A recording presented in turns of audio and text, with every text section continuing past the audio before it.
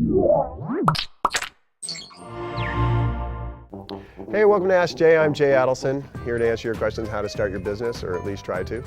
I'm certainly not an expert, although the folks at Revision 3 have told me that I will lose my equity in the business unless I sit here in this chair and answer your questions. And so I'll do whatever they say, but I make no promises. So let's go. I'm Jay Adelson, and I'm the founder and chairman of Revision 3. I've built a number of companies. I've been hired as a CEO, and I've even been fired as one. For example, Equinix is a company I took public in 2000 and now has a market cap of over $4 billion. In 2008, I was incredibly honored to have been selected as one of Time Magazine's most influential people in the world. My goal is to pass on some of this knowledge to you, the budding entrepreneurs, and hopefully leave you with some words of wisdom. This episode of Ask Jay is brought to you by Netflix. Today's question comes from Matt in Austin, who writes, "Do I need a fully detailed business plan to raise money?" Well, Matt, I'll tell you, the truth be told, I've never written a fully detailed business plan. And this is not to say it's not a helpful exercise. I know business schools give you these structures for a business plan and how to write one. If you write a detailed business plan, it's for your own purposes. Because really, if you write a big, thick document and you go to an investor, they're only going to read the first couple summary pages. Once the time comes that they're interested in your business, they're going to bring you in and ask you detailed questions and build their own models and their own spreadsheets.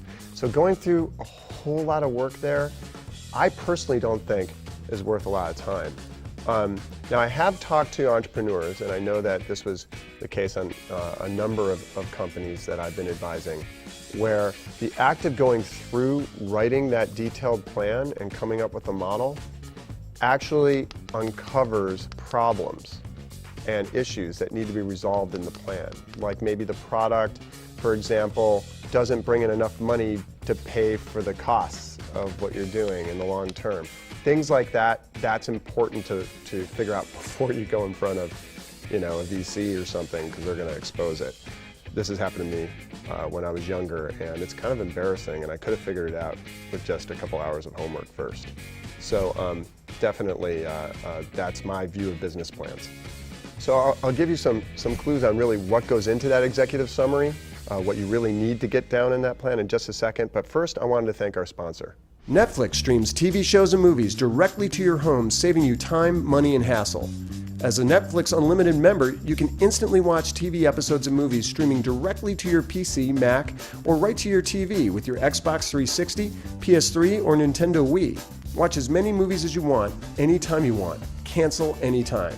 Get your free trial membership. Go to www.netflix.com/AskJay and sign up now. Be sure to use this URL so they know we sent you. So today's homework assignment is to create an executive summary. Now mind you, you could call this a business plan if you want, but really what we're talking about is a couple pages of work. Start by identifying the market you're serving.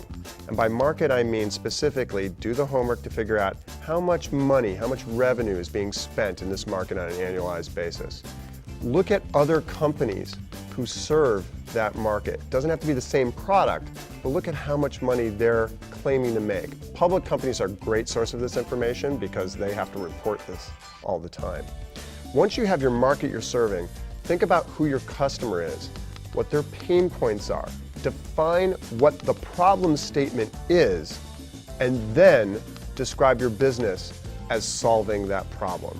And use concrete examples. I could tell you in that 2 pages, if you can use some case examples and maybe even some ideas that you've shared with potential customers and they've agreed, and write down that case example, it really helps an investor to understand what's going on.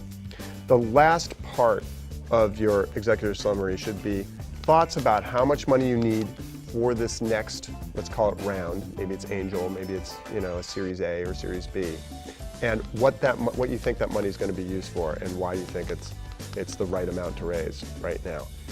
Put that in a couple-page document and share it with your friends and let them rip holes in it. And when you're all done, you have this nice piece of paper that you can walk into an investor with. That's it for today's show. Again, remember, send your questions to AskJay@revision3.com. We'll try to get to them here on the show. And remember, don't be afraid to try this. Find that screw that's loose and loosen it a little bit more. And until then, I'll see you next week.